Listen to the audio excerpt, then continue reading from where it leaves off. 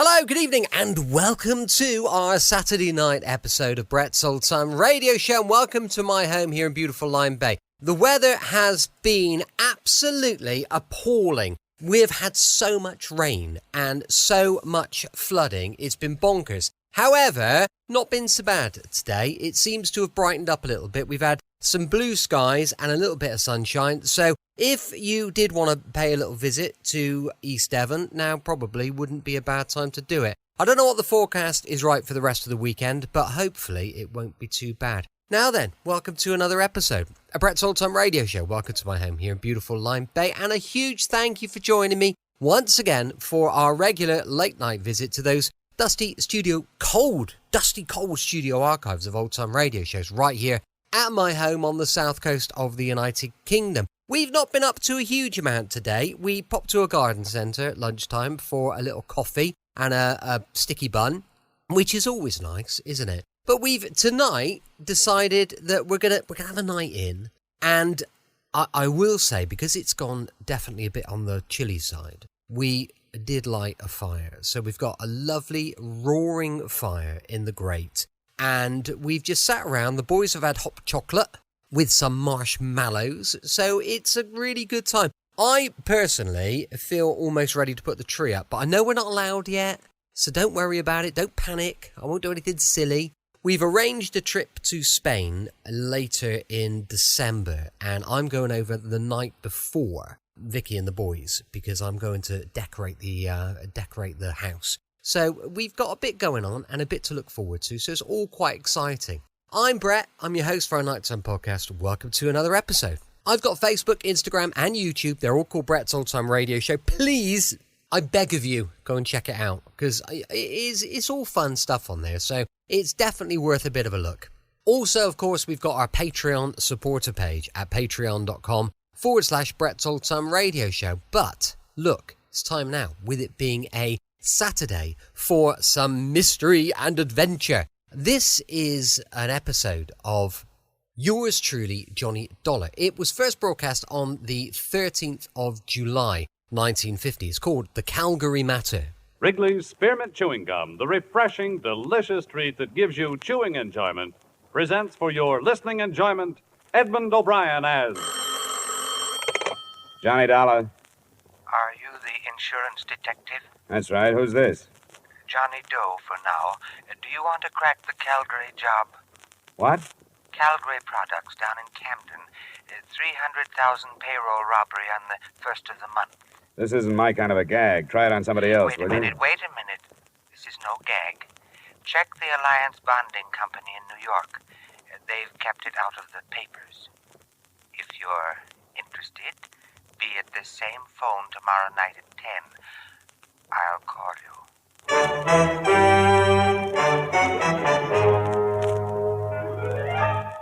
the makers of Wrigley's Spearmint Chewing Gum bring you Edmund O'Brien in another adventure of the man with the action-packed expense account. America's fabulous freelance insurance investigator. Yours truly, Johnny Dollar.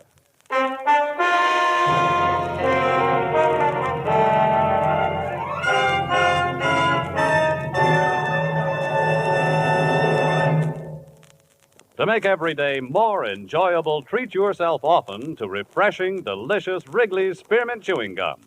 Here's a taste treat you can enjoy indoors, outdoors, at work, or at play. The cool, long-lasting mint flavor refreshes you. The smooth, steady chewing helps keep you fresh and alert. Adds enjoyment to whatever you're doing. Wrigley's Spearmint Chewing Gum. Healthful, refreshing, delicious.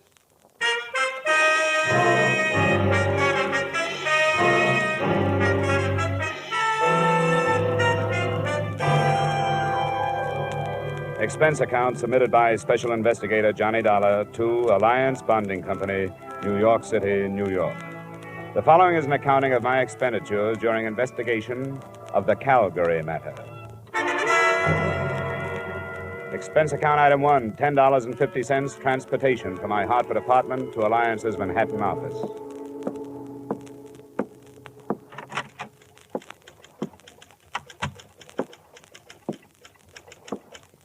Good afternoon, sir. Hello. I think Mr. Matthews is expecting me. The name is Dollar? Oh, yes, Mr. Dollar.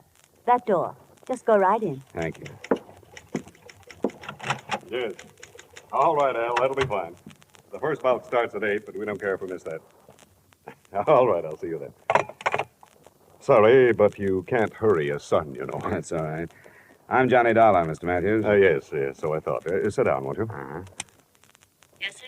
I don't want to be interrupted for the next hour, Miss Mills. Yes, sir. Mr. Dollar, do you put any stock in that telephone call? Oh, I haven't any idea. I don't know anything about it. I've done a lot of thinking since you phoned me about it, and of course there's nothing for us to do except to follow it up. But I can't help wondering if this man isn't a crank of some kind. Well, that's what I thought, too, until you bore him out by telling me there'd been a robbery that had been held from the press. Why has it been kept a secret? Well, all concerned thought it was the best idea, and there's a possibility that the group involved is the same one that carried off the Brink robbery. But any publicity would only give away our hunch that the same gang pulled both jobs. What makes you think the Brink crowd might have pulled this one? Well, because of the way it was executed. Simple perfection. The knowledge the criminals had of our operations. You see, one of our armored cars was to deliver a cash deposit to the Barton Bank in Camden to cover the Calgary Products payroll. The truck simply didn't arrive. It was found later, wrecked and empty. The driver and the guards? They were found 3 miles away, bound and gagged. Their descriptions matched those at Brink's, masks and so on. Yes, it was perfection. They knew exactly when and where. What do you want me to do? I've talked it over with the rest of the Alliance executives. We want you to follow that call through, but we must insist that you make every effort to maintain the security we have established. Here are the details.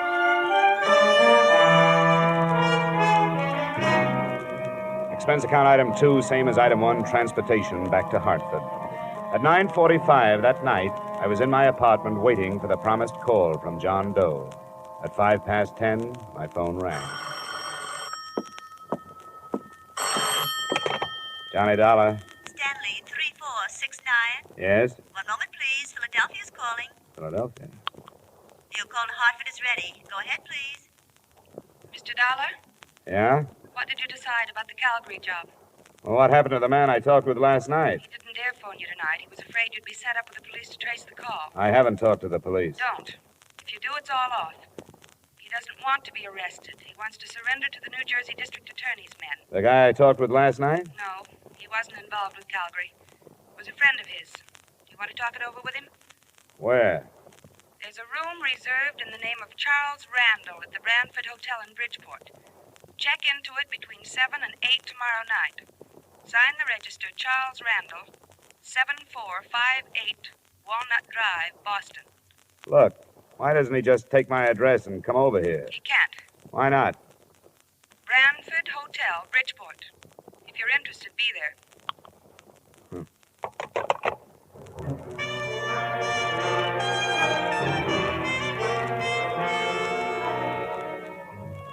Expense account item 3, $5, mileage to Bridgeport and the Brantford Hotel. It was a weathered frame building in the Harbor District. I felt conspicuous walking across the lobby to the desk because I was the only man in sight who was wearing a tie. I wondered, since I was so out of place, why that address had been picked for a meeting that I assumed was not supposed to attract attention. My room was in the rear on the ground floor. I'd no more than opened a single window to air the room of the traces left by its previous tenant when I was signaled to the door.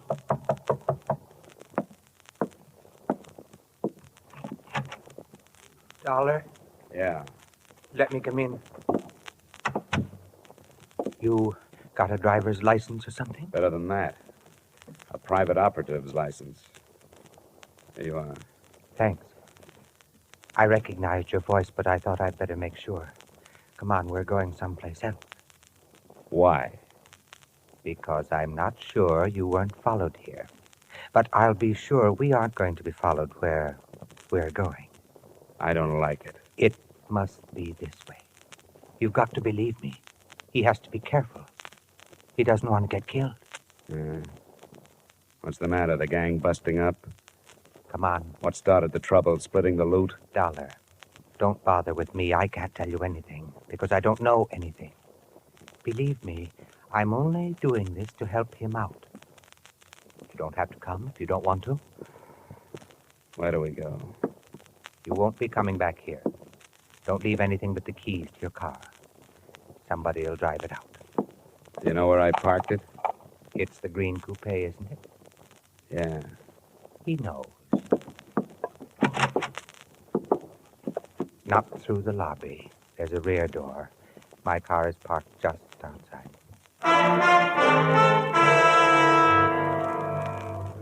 We drove without speaking, crisscrossing town and backtracking until he was satisfied there were no followers, and then out of town in roughly an easterly direction, following the shore of Long Island Sound. I clocked 3 4/10 miles on the speedometer, starting at the city limits. Then he switched off the lights and turned right into a pair of ruts. Finally, we bounced to a stop in front of a cabin near the water. Watch your step. There are a couple of roots in the path.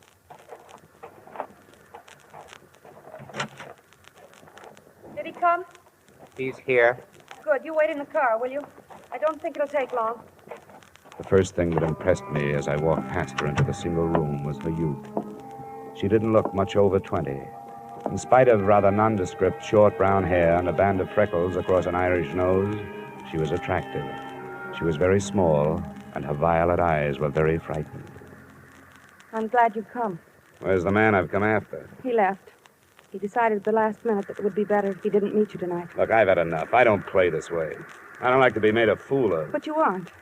Please be patient with us. I've been patient, and all I've gotten for it is some vague phone calls, pointless instructions, and a meeting in a crummy hotel that's right out of Dime Detective. I've had enough. Please help us. How can I help you when you don't give me anything? I don't know anything. And how can I help somebody who runs away? As far as I know, he doesn't even exist. I'll show you.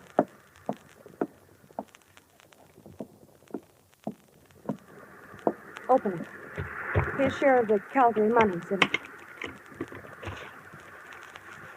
Could you can take the wrappers off? I can take this with me? Yes. I don't get it. Does it matter? He wants to give himself up. Why this way? I told you on the phone. He doesn't want to be arrested in this state. He wants to go directly to the district attorney's office in New Jersey where the robbery was committed. He'll turn state's witness? Yes, but he has a demand. Promise of immunity. It won't work. Any promise like that destroys the value of testimony. Might even bar it from the trial. It's been done. It's never promised. You'll have to take his chances on that. It doesn't have to be public.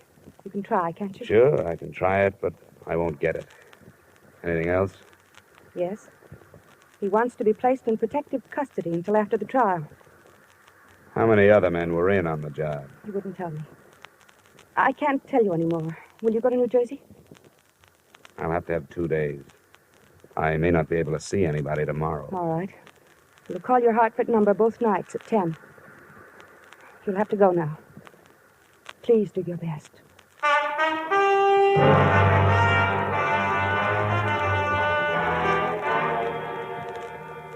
Don't be ridiculous, Dollar. That's one of the most impertinent requests I've heard since I took office. Nothing personal, Mr. Kreider. I was asked to make it, and I did. Well, would you see that he's placed under protective custody until after the trial? Why should I grant this criminal any favors? Well, if it means breaking the Calgary matter, it seems to me a favor or two would be worthwhile. We'll break it in due time. You know where he is? No, but I've been close. I may be able to bring him in if I can get you a word on a few of these things. Yeah, we'll see. Do you mind telling us where you've been operating? Now, you know I can't tell you that. These people are my clients now, more or less. I have to keep their confidences. Now, what's your answer? Answer? Definitely no immunity. Protective custody? All right. Yes, we'll assign a couple of men to guard him. Okay, Mr. Kreider. I'll see what I can do with that. You'll hear from me in a day or so.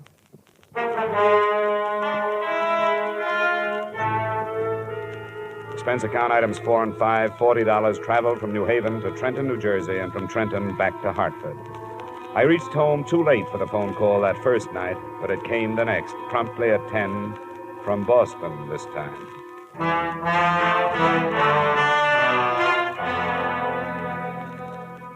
What happened, Dollar?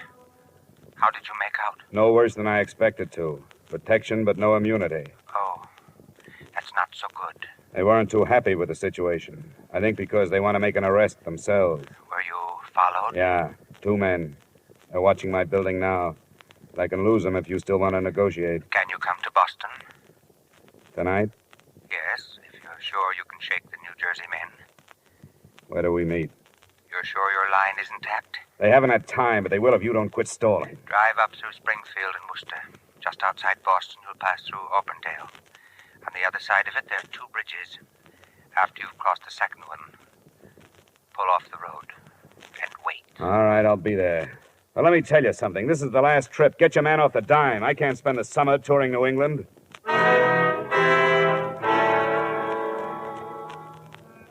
I slipped out of Hartford, found the second bridge beyond Auburndale, pulled off the road, and sat there, listening to the night.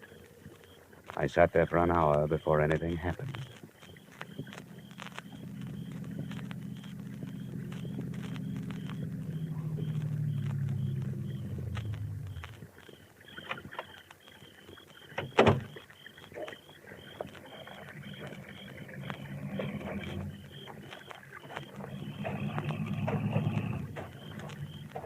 My name is Gannett, Mr. Dollar. Oh? Are you the one? Yes, I'm the one. Get in. Thank you. Well, you've caused quite a stir, Gannett. Yes, so I understand. I've heard that crime pays only those who write about it and those who investigate. Are you armed? No, but satisfy yourself. The DA in Trenton? Then, by all means, the DA and friends will be at the cottage by the sound. After you have delivered me. It wasn't a silent trip, but the subject of our scattered conversation was always far removed from the Calgary matter. Gannett's only typically criminal attitude was one of fear. He was never satisfied that we weren't being followed. We weren't. I learned that at 9:30 the next morning when we pulled up in front of the State Building in Trenton. We hadn't been followed. They were waiting for him.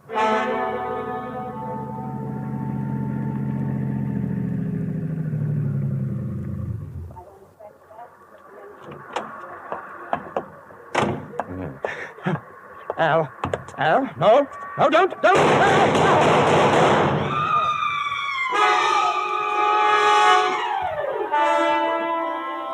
Someone in the crowd, it was impossible to know who, shot Gannett to death and disappeared in the confusion. It was sudden and unexpected. More unexpected, I think, than learning after police identification that Gannett, admitted criminal, was also Arnold Gannett, LLD, professor of law at Russell University, New Haven, Connecticut.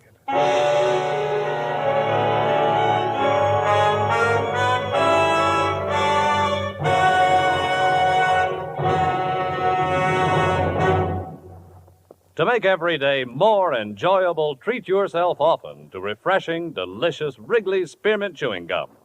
The lively, full-bodied, real mint flavor cools your mouth, moistens your throat, freshens your taste. And the chewing itself gives you a little lift, helps you keep going at your best.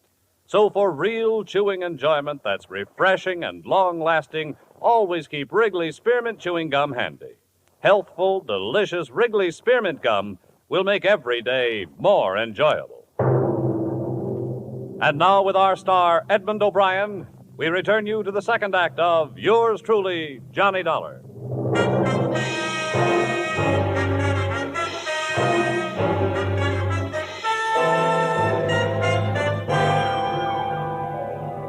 A lot of answers died with Professor Arnold Gannett on the sidewalk in front of New Jersey State Building, but one had been born at the same time.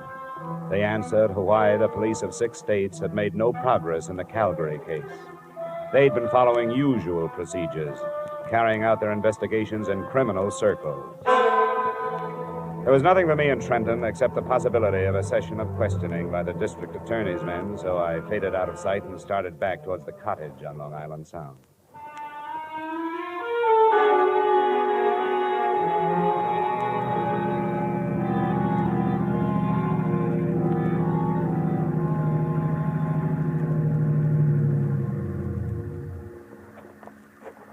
Hello? Hi. Did it go all right? No, it didn't. It blew up. Somebody was waiting for us in Trenton. He killed Gannett as he got out of the car.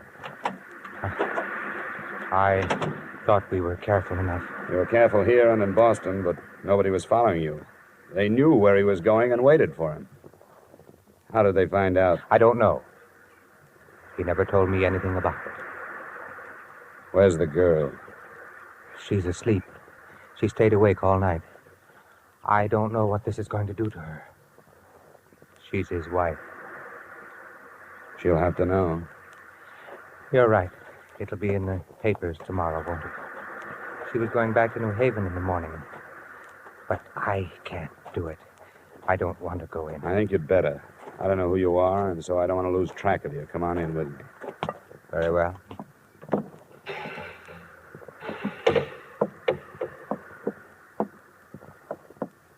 Mrs. Gannett? Mrs. Gannett? Oh, what is it? There's been trouble. Yes, there has. Where's Arnold? He's dead, Mrs. Gannett. No, He was killed before he could surrender. I want you to tell me who did it. I don't know. I don't know. I don't know.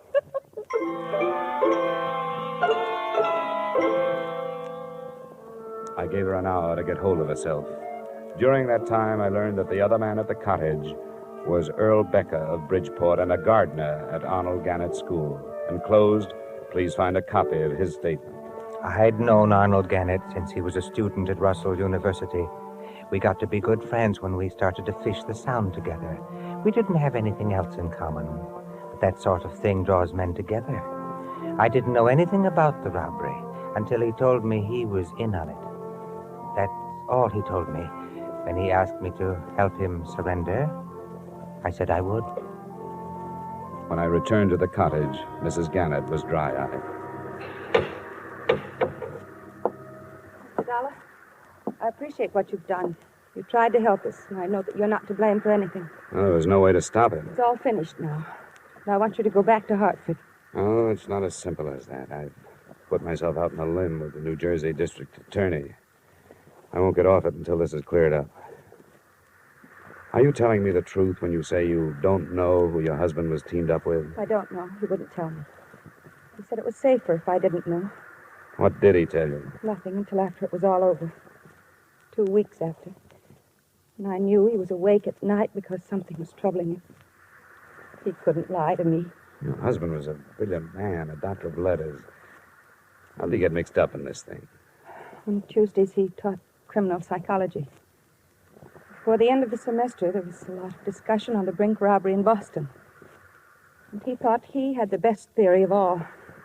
That the men who robbed Brinks had never been criminals before? Yes. And were able to come back to their respectable lives and hide in them. Did he offer that theory to his classes? No. That's what started it. He couldn't get it out of his mind. He told you this? Not until afterwards. It grew into a challenge that he had to do something about. So he did it. And was successful. When he told me, I made him promise to give himself up. I made him do it. I'm sorry I have to keep after you, but there are things I have to know. These classes of his, how many students? It was a large enrollment this year. There were hundreds.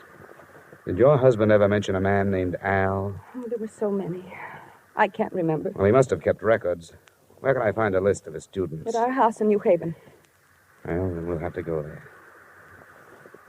I'll be outside. Please let me know as soon as you feel able to leave.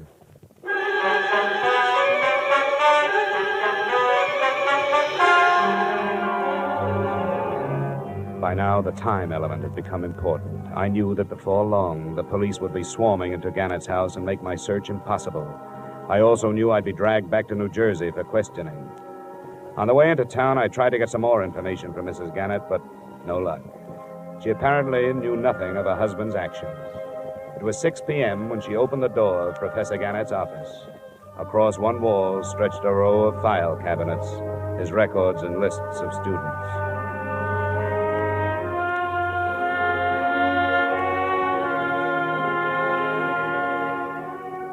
I never knew how many men's names start with the letters A and L. In an hour, Becker and I gathered from the 1949 and 50 enrollments some 100 names from Allen to Alvin. There aren't any more here. What do you do with a list like this? They live all over the country. Here's one from Arizona, Nebraska, Florida. I don't think we'll have to bother with them. You're dropping it? No. I think I found it. Which one? Hey, that car. Check the window, will you? See if it's police. Yes, it is. I can't talk to them now. Show me the back way out of here, will you? This leads to the hall. What shall we tell them? Well, don't lie yourself into a trap. Tell them I just left. You don't know where I was going.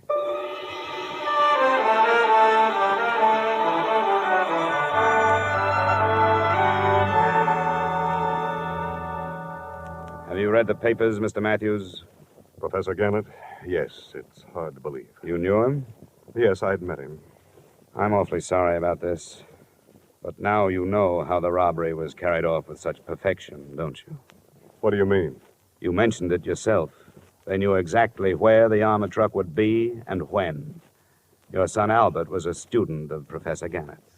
What are you intimating? Well, there are thousands of students at Russell. I don't know of any other who has connections with the company that was robbed. I won't stand for The this. crime was committed because of a fixation Professor Gannett had about the Brink robbery. He felt he had to prove that respectable people could commit a crime and get away with it. He did it. But he couldn't have without knowing where your truck was going and approximately when it left New York. Where is your son? Strangely enough, this possibility had crossed my mind, too, but I just can't believe Where it. is he?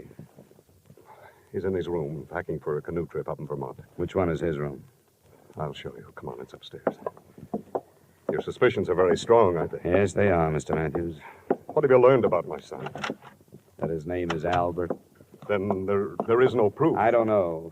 I want to find out. But he would have no reason to do anything like this. I have always given him everything he wanted. But he's a brilliant boy, much too intelligent. Here's his room. Al, Yes, Dad? What is it? may we come in? Well, I was just finishing... Oh, I'm sorry. Al, this is Mr. Dollar. I'm the investigator working on the Calgary matter. Oh? Well, excuse the room. My stuff's all over the place. I'm going up north. Where were you this morning at 9 o'clock? Why,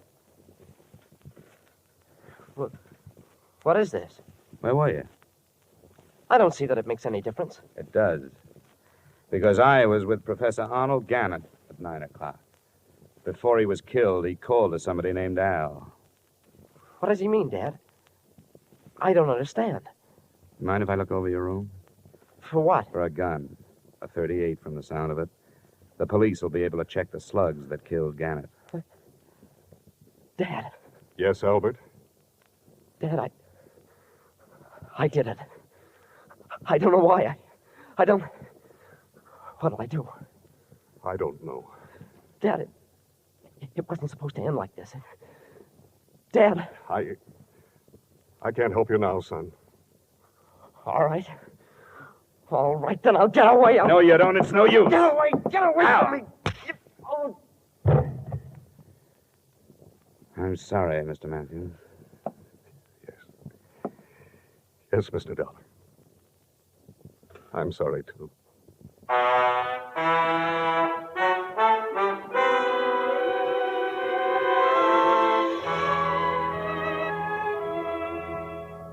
Albert Matthews' statement, by the time he had finished, involved two other law students. They, too, were from families that should have not included criminals. And I wonder if Professor Gannett's unsuccessful experiment doesn't mean that the Brink robbery, $2 million, wasn't committed by persons now hiding behind respectable lives. Expense account total, $1,180. Yours truly, Johnny Dollar.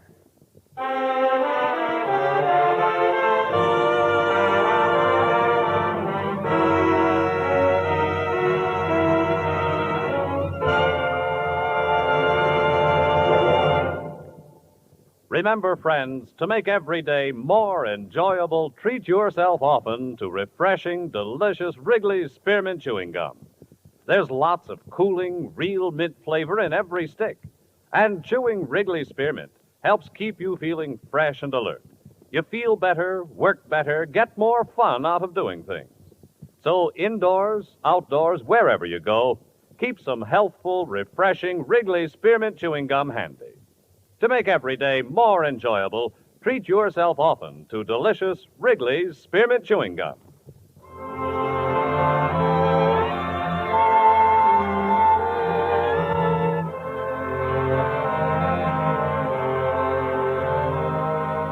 Yours truly, Johnny Dollar, brought to you by Wrigley's Spearmint Gum, stars Edmund O'Brien in the title role and is written by Gil Dowd and David Ellis with music composed and conducted by Leith Stevens. Edmund O'Brien can soon be seen starring in the Columbia Pictures production 711 Ocean Drive. Featured in tonight's cast were Ted Osborne, Florence Lake, Bill Boucher, Virginia Gregg, John Daner, and Terry Kilburn. Yours truly, Johnny Dollar, is produced and directed by Jaime Del Valle.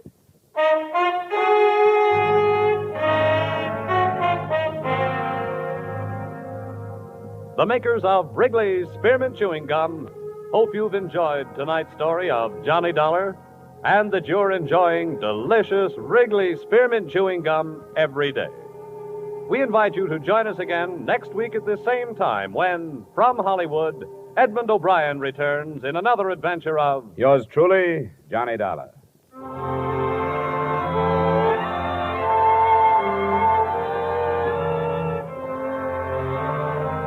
Bob Stevenson speaking. This is CBS, the Columbia Broadcasting System.